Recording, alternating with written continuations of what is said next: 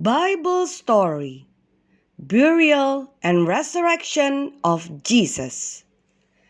Jesus used to tell the apostles and his friends that he was king.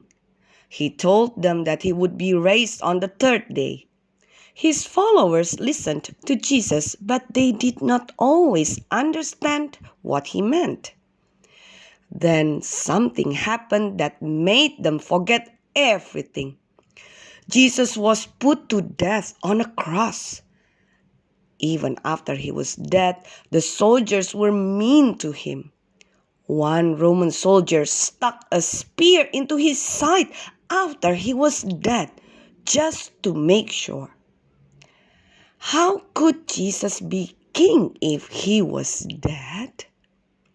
This was on a Friday, and it was the saddest and most hopeless day that has ever been.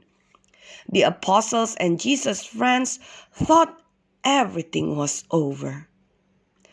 After Jesus died, two friends came to get his body. They were Joseph from Arimathea and Nicodemus.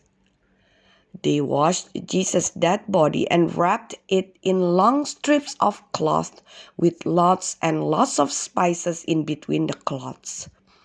They put the body into a tomb that had been carved out of a solid rock. Then they rolled a very big stone in front of the doorway to the tomb. The Jewish leaders were afraid that someone might steal Jesus' body and say that he was raised from the dead. So they asked Pilate to put a special seal on the stone in front of the tomb and put guards in front of it. That was still on Friday, the first day.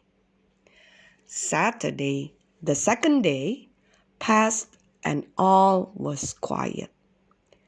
Then, on the third day, Sunday, some women sadly made their way to the tomb. It was a custom for women to come and put sweet-smelling spices on the body of the person that died. But the women were worried. They had heard about the big stone in front of the tomb. Who would move the stone so they could put spices on the body of Jesus? When the women arrived at the tomb, they saw that the stone had already been moved. A man dressed in white, an angel, was beside the tomb, and he said, "Don't be afraid. You are looking for Jesus from Nazareth, the one who was killed on a cross. He has risen from death. He is not here. Look, here is the place they laid him. Now go and tell his followers and Peter, Jesus is going into Galilee. He will be there before you. You will see him there, as he told you before." This is what had happened just before the women had arrived. There was a violent earthquake, and an angel of the Lord came down out of heaven like a lightning bolt. His clothes were as white as snow. The angel went to the tomb and rolled back the huge stone and then sat on it. The guards were so afraid that they couldn't move. Finally, they ran away to tell the Jewish leaders what had happened. The Jewish leaders didn't want anyone to know the truth, so they gave the soldiers lots of money and told them to tell everyone that the disciples had come during the night and stolen Jesus' body. The women left to tell the other followers of Jesus. Peter and John both came to see. Everyone was amazed.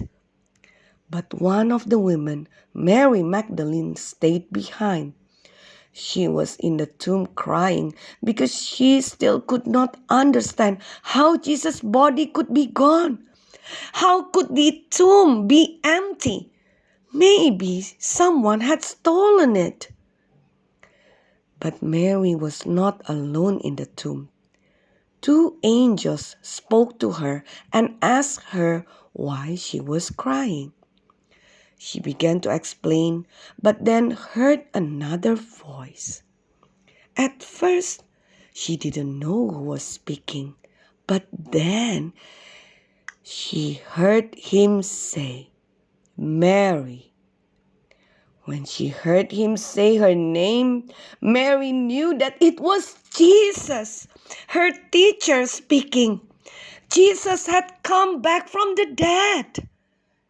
Jesus spoke to Mary and told her to go and tell the others that he would spend some time on earth with them, but that he would be returning to his Father soon. After Jesus rose from the dead, he appeared to many people. Two men were walking along a road talking about Jesus when he just appeared right there with him. His apostles had gathered and he appeared right there in the room with them. He ate with them and even let them touch the scars he had from when he had been crucified. More and more people began to realize that Jesus was no longer dead. Jesus was alive.